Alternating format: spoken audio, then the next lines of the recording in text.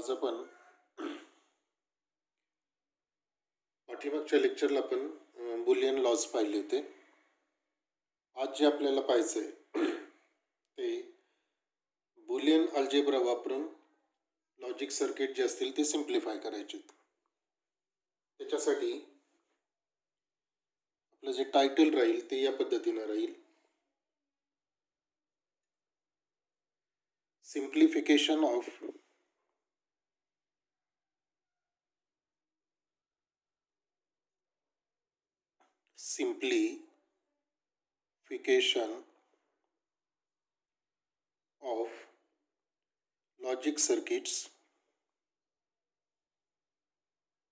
logic circuits using Boolean algebra.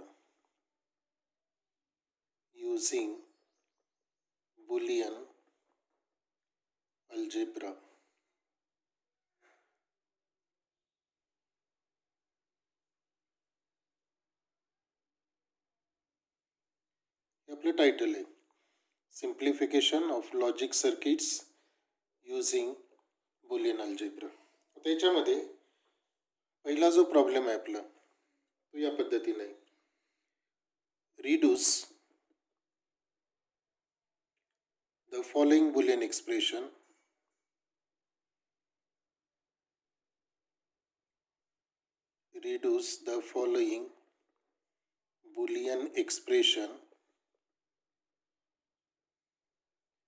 and draw logic diagram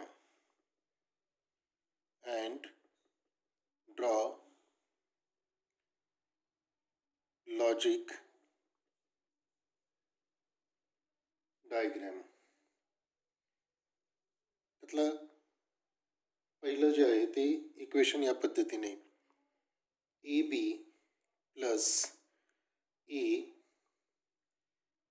B plus C plus B B plus C. हे पहिले एक example आहे, हे आपल्याला सोडवायचं. आता हे सोडवताना पहा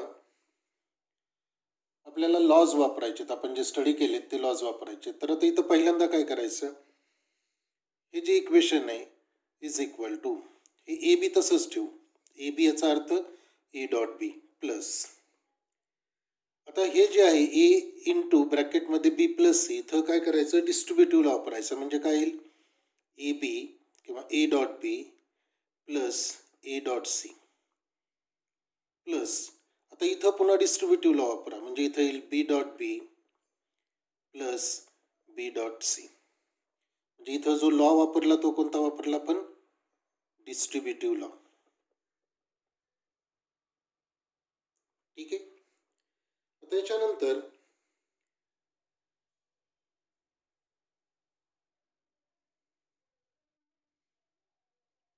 हा जो ए आहे या दोन मध्ये तो कॉमन येईल. इथं ए कॉमन आला तर आतमध्ये राहील बी प्लस बी प्लस ही ए डॉट सी तसंच राहील प्लस हा जो बी डॉट बी आहे, बी डॉट बीचा जो रूल आपण असा वापरला होता, अँडचा बुलियन एक्सप्रेशन जे होतं किंवा बुलियन लॉज जो होता त्याच्यामध्ये B dot B is equal to काय म्हटलं होतं, बी. म्हणजे 0 0 असेल तर 0 येईल, 1 1 असेल तर 1 येईल. म्हणजे ह्या बी डॉट बी बरोबर काय येईल, फक्त बी येईल plus B dot C is equal to, आता इथं पुन्हा बी प्लस बी म्हणजे पुन्हा ऑरसाठीचा जो रूल असेल बी प्लस बी, इथं आपण पाहिलं होतं तिथं ए प्लस ए घेतलं होतं, आता इथं फक्त व्हेरिएबल बदलले बी प्लस बी. म्हणजे 0 0 असेल तर 0 येईल, 1 1 असेल तर 1 येईल, याचा अर्थ it is equal to B. म्हणून इथं येईल A into B plus A into C plus, आणि इथं जर तुम्ही कॉमन काढला बी या दोन मध्ये तर इथं राहील 1 plus C is equal to, हे पहिलं राहील A B plus A C plus B. हा जो 1 प्लस सी 1 प्लस सी याच्याबरोबर काय येणार आहे, ऑर गेट आहे, ऑर गेट आहे, ऑर गेटचं एक इनपुट 1 असेल तर आउटपुट काय येतं 1 येतं. ज्याची किंमत किती येईल 1 आणि 1नी याचं अँड फंक्शन केलं तर ते किती येईल पुन्हा बी येईल. किंवा हे तुम्ही असं लिहू शकता B dot 1 is equal to A B plus A C plus आणि पुन्हा आता इथं अँडचा रूल वापरायचा. बी डॉट 1 जो असेल त्याची किंमत किती येते बी येते. इथं आपण असं लिहिलं तर A dot 1 is equal to A. इथं फक्त व्हेरिएबल एच्या ऐवजी काय करायचं बी घ्यायचं. किंवा हे तुम्ही ट्रूथ टेबल टाकून बघा. बी 0 असेल तर आउटपुट 0 येईल, बी 1 असेल तर आउटपुट काय येईल 1 येईल. याचा अर्थ बीची जी किंमत असेल तीच येईल म्हणजे आउटपुटला बी येईल. म्हणून इथं काय लिहिणार बी.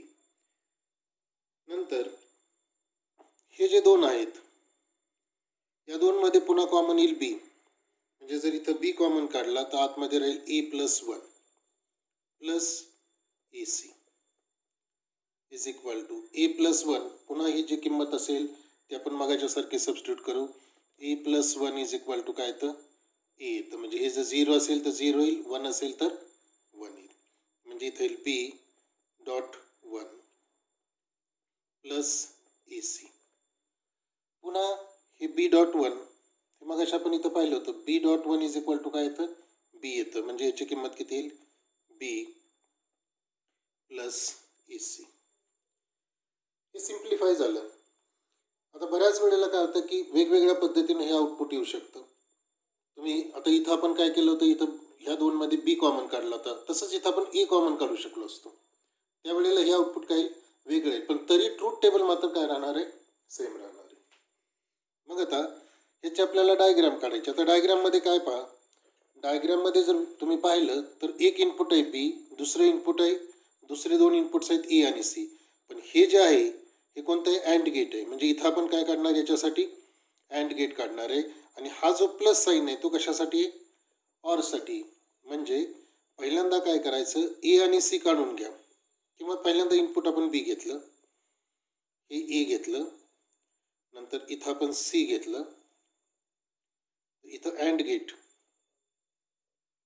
हे आउटपुट काय येईल ए सी येईल.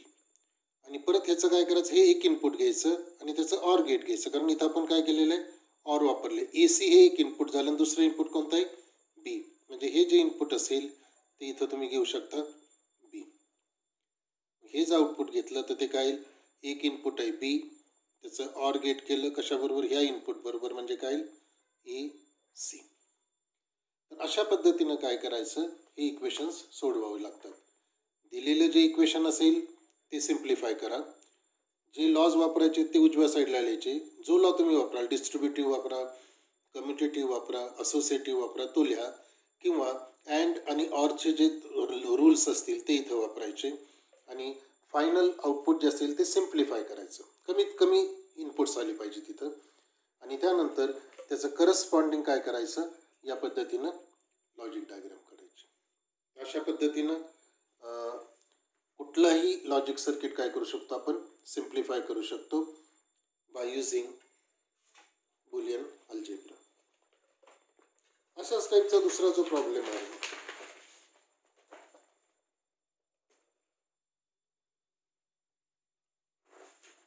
तो आता आपण घेऊ. तो प्रॉब्लेम या पद्धतीने आहे.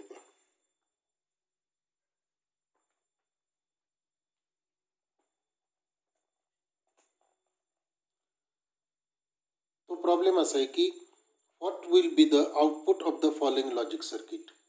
म्हणजे हे जे लॉजिक सर्किट दिलं आहे याचं आउटपुट काय असणार आहे. आता हे तुम्ही पाहिलं असेल की याच्यामध्ये हे गेट कोणतं आहे अँड आहे, हे गेट कोणतं आहे नॉट गेट आहे, हे आहे नॉर गेट, हे ऑर गेट आहे, हे पुन्हा नॅन्ड आहे आणि पुन्हा नॉट आहे. तर त्यांनी फायनल आउटपुट जे असेल ते काय आहे ते आपल्याला विचारलेलं आहे. मग आता मी काय करतो की ही जी डायग्राम असेल याच्या आउटपुट इथं आउटपुट लिहितो. हे एक इनपुट ए आहे, दुसरं इनपुट बी आहे. म्हणजे या ठिकाणी जे आउटपुट येईल ते काय येणार आहे ए बी येणार आहे कारण अँड गेट आहे. इथं हे इनपुट्स इथं आहे ए, इथं बी आहे. म्हणजे हे ऑर गेट आहे. म्हणजे इथं काय येणार आहे ए प्लस बी. हे ऑर झालं आणि पुढे बबल आहे त्याच्यामुळं नॉर येणार आहे. म्हणजे हे अँड गेट असेल त्याचं आउटपुट येईल ए बी. हे नॉर गेट आहे त्याचं आउटपुट काय येईल ए प्लस बी बार येईल. आता ही दोन इनपुट्स पुन्हा ऑरला आहेत म्हणजे एक इनपुट काय असणार आहे ए बी, आणि सॉरी ए बी पुन्हा काय केले, नॉट गेटने इन्व्हर्ट केले, म्हणजे इथं काय होणार आहे ते ए बी बार कॉम्प्लिमेंट होणार. म्हणजे इथं जर ए बी असेल तर तो इथं इन्व्हर्ट होऊन काय होईल, ए बी बार होईल. एक इनपुट ए बी बार आहे, दुसरं इनपुट काय ए प्लस बी बार आहे. म्हणजे याचं जे आउटपुट असेल ऑरचं ते काय येईल पहा, ते येईल ए बी बार, आणि ऑर असल्यामुळे काय येईल, मी इथं ब्रॅकेट टाकतो, प्लस इथं येईल ए प्लस बी बार. हे सी इनपुट आहे, हे सी इनपुट इथं दिलं. आता पहा हे नॅन्ड गेट आहे, हे नॅन्ड गेट असल्यामुळे काय होणार आहे, हे जे इनपुट असेल ते इनपुट इथं जे होणार आहे ते पहा कशा पद्धतीने येईल. हे एक इनपुट आहे ते मी इथं लिहितो, ए B bar plus A plus B बार, हे एक इनपुट झालं. दुसरं इनपुट काय सी, म्हणजे मी ह्याला ब्रॅकेट टाकतो, आणि हे अँड पहिल्यांदा अँड आणि नंतर नॉट म्हणजे नॅन्ड होईल, म्हणजे डॉट सी, हे झालं अँड, आणि ह्या बबलमुळं काय ह्याचं कॉम्प्लिमेंट येईल. हे पहिलं इनपुट इथं येलं, हे इनपुट सी इथं आलं, हे बेसिक गेट कोणतं आहे अँड, आणि त्याचं काय केलेलं आहे नॉट गेट म्हणजे नॅन्ड केलेलं आहे, म्हणून इथं काय झालं कॉम्प्लिमेंट झालं. आणि आता हे इनपुट इथं झालं नॉटला, त्यामुळे वायची किंमत काय येईल, वायची जर किंमत केली तर आता काय होईल, हा जो बबल आहे किंवा हे जे इन्व्हर्जन आहे त्याच्यामुळे काय होईल, हे वरचा बार निघून जाईल, आणि आउटपुट जे येईल ते तुमचं काय येईल, Y is equal to A B bar plus A plus B bar dot C, हे तुमचं काय होईल आउटपुट होईल. म्हणजे दिलेलं जे गेट असेल पहिल्यांदा या पद्धतीनं जे गेट दिलेलं असेल ते घ्यायचं, प्रत्येकाची आउटपुट लिहायची, त्याला पुढचं गेट कोणतं आहे त्या पद्धतीनं ती त्याची इनपुट्स होतील, आणि फायनली आउटपुट जे असेल ते या पद्धतीने, आणि ते इथं किती येते Y is equal to A B bar plus A plus B bar dot C. तर अशा पद्धतीनं काही प्रॉब्लेम्स असू शकतात.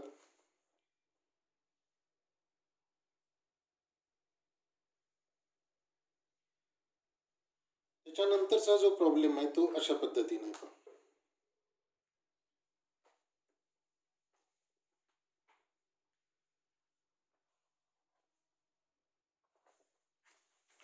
मी तो ड्रॉ करतो. आपल्याला इक्वेशन जे दिलेलं आहे ते या पद्धतीनं दिलेलं आहे. आता जो प्रॉब्लेम आपण घेतोय तो तिसरा प्रॉब्लेम आहे. Find the Boolean expression, find the Boolean expression for the output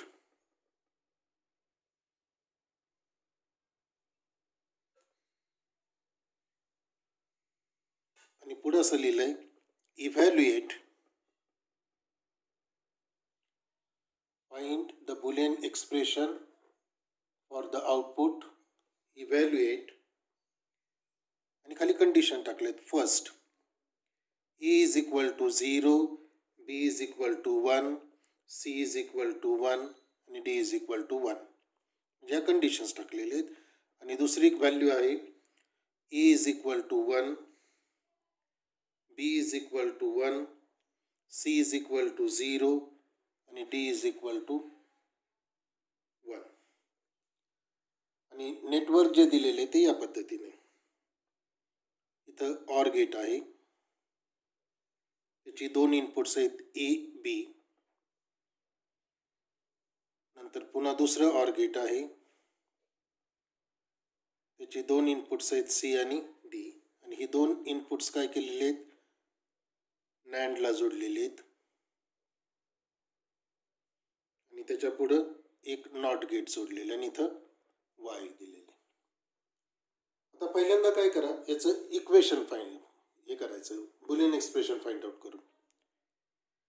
हे दोन इनपुट्स आहेत, ऑर गेट आहे त्यामुळे इथं काय येईल ए प्लस बी येईल, हे ऑर आहे त्याच्यामुळे याचं आउटपुट काय येईल सी प्लस डी येईल. आता हे इथं दिलेले आहेत, म्हणजे नॅन्ड गेट आहे, म्हणजे पहिल्यांदा काय करायचं, अँड आणि नंतर नॉट करायचं. मग अँडसाठी काय करायचं, पहिल्यांदा ए प्लस बी हे एक इनपुट, दुसरं इनपुट कोणतं आहे, सी प्लस डी, हे झालं अँड, आणि ह्या बबलमुळे काय होईल, ते नॅन्ड होईल. आणि पुन्हा हा इन्व्हर्टर आहे, नॉट गेट आहे, त्यामुळे पुन्हा काय होईल, हे जे कॉम्प्लिमेंट असेल ते रिमूव्ह होईल आणि वाय इज इक्वल टू काय येईल, ए plus B dot C plus D. हे झालं तुमचं बुलियन एक्सप्रेशन. आता हे बुलियन एक्सप्रेशन जे असेल ते काय करायचं, आपल्याला इव्हॅल्युएट करायचं, कोणत्या, या पर्टिक्युलर व्हॅल्यूजला. अतिशय सिम्पल आहे, व्हॅल्यू टाकायच्या. त्यातले पहिलं कॉम्बिनेशन घेऊ आपण. इक्वेशन आपलं आलेलं आहे Y is equal to A plus B dot C plus D. आता व्हॅल्यूज टाका. व्हॅल्यू कोणत्या आहेत, ए 0 आहे, 0, बी 1 आहे, डॉट सी 1 आहे, प्लस डी 1 आहे. म्हणजे इथं काय होईल, इज इक्वल टू, हे ऑर गेट आहे, ऑर गेटचं कुठलंही एक इनपुट 1 असेल तर किती येतं, 1 येतं, डॉट ऑर गेटची दोन्ही इनपुट्स 1 असल्यामुळे किती येईल, 1 येईल, आणि अँड गेटची दोन्ही इनपुट्स 1 असल्यामुळे वाय इज इक्वल टू काय येईल, 1 येईल. म्हणजे हे झालं evaluation for the different variable. A B C आणि डीच्या व्हॅल्यू कुठल्या असल्या तरी तुम्ही वाय काढू शकता. हे झालं पहिल्या ह्याच्यासाठी. आणि दुसऱ्या ह्याच्यासाठी काय दिलेलं आहे, दुसऱ्या ह्याच्यासाठी दिलेलं आहे इक्वेशन तेच आहे, A plus B dot C plus D is equal to, दुसऱ्या ह्याच्यात एची किंमत आहे 1, बीची किंमत आहे 1, डॉट सीची किंमत आहे 0, डीची किंमत आहे 1. ऑर गेट्स दोन्ही 1 1 असेल तर येतं 1, डॉट ऑर गेटचं एक इनपुट 1 असेल तर 1 येईल. ऑर गेटचं एक इनपुट 1 असल्यामुळे 1, आणि अँड गेटला दोन्ही इनपुट 1 असतील तर काय येईल, 1. So Y is equal to 1. हे झालं इव्हॅल्युएशन. म्हणजे दिलेले जे सर्किट असेल त्याचं पहिल्यांदा काय करा, बुलियन एक्सप्रेशन फाइंड आउट करा. हे बुलियन एक्सप्रेशन फाइंड आउट केल्यानंतर दिलेल्या ज्या व्हॅल्यूज असतील त्या व्हॅल्यूज काय करायच्या, तिथं सबस्टिट्यूट करायच्या. या पद्धतीनं व्हॅल्यूज सबस्टिट्यूट केल्यानंतर पर्टिक्युलर गेटचा ट्रूथ टेबल पाहायचं आणि त्यानुसार आउटपुट काढायचं. तर अशा पद्धतीनं काही प्रॉब्लेम्स तुम्हाला परीक्षेमध्ये येऊ शकतात. आणखी एक प्रॉब्लेम आहे, इथं त्यांनी विचारलेलं आहे की give truth table of the following circuit. असं प्रॉब्लेम असा आहे, give truth table of the following logic circuit.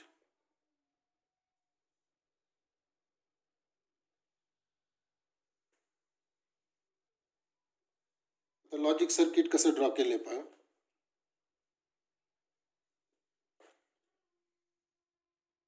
इथं जे ते ऑर गेट आहे त्याला दोन इनपुट्स आहेत, एक आहे ए, दुसरं इनपुट आहे बी. हे आउटपुट जोडलेलं आहे अँड गेटला,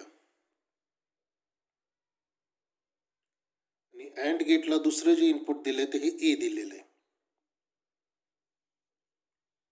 आणि इथं तुम्हाला काय विचारलंय, वाय. त्यांनी विचारले give truth table of the following logic circuit. Truth टेबलसाठी तुम्हाला काय माहिती पाहिजे, त्याचं बुलियन एक्सप्रेशन माहिती पाहिजे. मग बुलियन एक्सप्रेशन माहिती पाहिजे तर काय करायचं, वायची किंमत फाइंड आउट करायची. हे ऑर गेट आहे, त्याचे इनपुट्स कोणते आहेत, ए आणि बी, त्यामुळे इथं काय येईल, ए प्लस बी येईल. हा ए इथं जाईल. आता पहा, एक इनपुट ए आहे, दुसरं इनपुट ए डॉट बी आहे, त्यामुळे हे जे वाय असेल तो काय असणार आहे, हे अँड गेट आहे, त्याच्यामुळे तो काय करेल, ए डॉट ए प्लस बी. हे झालं Boolean expression of this logic circuit. मग तुम्हाला जर ट्रूथ टेबल माहिती पाहिजे तर काय करायचं, ह्या प्रत्येक व्हॅल्यूला हे फाइंड आउट करायचं. मग त्याच्यासाठी आता आपण ट्रूथ टेबल फाइंड आउट करू. इक्वेशनात आपल्याला माहिती आहे काय पाहिजे, आपल्याला ए डॉट ए प्लस बी. मग इथं ट्रूथ टेबलमध्ये काय करायचं, एक इनपुट घ्यायचं ए, दुसरं इनपुट घ्यायचं बी. ठीक आहे. मग त्याच्यानंतर आपल्याला काय पाहिजे, ए प्लस बी पाहिजे, कारण इथं आपल्याला ए प्लस बी पाहिजे. तो एक कॉलम करून घ्या. आणि नंतर ए डॉट ए प्लस बी, म्हणजे आपल्याला काय होईल, ई बीच्या व्हॅल्यू किती असेल, 4 पॉसिबल व्हॅल्यू येतील, 0 0 0 1 1 0 1 1. आता पहा, ए प्लस बी म्हणजे हे ऑर गेट आहे. ऑर गेटचं ट्रूथ टेबल लिहा. 0 0 असेल तर 0, इथं येईल 1, इथं येईल 1, इथं येईल 1. कारण कुठलंही एक इनपुट 1 असेल तर त्याचं आउटपुट काय येतं, 1 येतं. आणि याच्या पुढे पहा, ए डॉट ए प्लस बी म्हणजे आपल्याला काय करायचं, हे हा एक कॉलम आणि हा एक कॉलम यांचं काय करायचं, अँड करायचं. मग 0 0 असेल तर अँड गेटमध्ये किती येतं, 0 येतं. 0 1 असेल तर अँड गेटमध्ये किती येतं, 0 येतं. 1 1 असेल तर अँड गेटमध्ये किती येतं, 1 येतं. आणि 1 1 असेल तर अँड गेटमध्ये किती येतं, 1 येतं. थोडक्यामध्ये इथं काय करायचं, हा कॉलम आणि हा कॉलम ह्या दोन्हीचं अँड फंक्शन करायचं आणि ते ट्रूथ टेबल येईल या पद्धतीनं. हे झालं आपलं answer, truth table of the following logic circuit. त्याच्यानंतर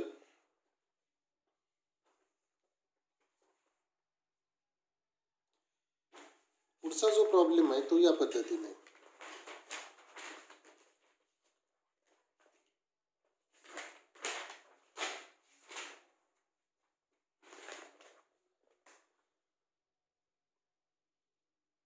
पुढचा जो प्रॉब्लेम आहे तो अशा पद्धतीने आहे. गिव द बुलियन एक्सप्रेशन, किंवा असं आपण म्हणू शकतो, write the Boolean expression or equation of the following circuit.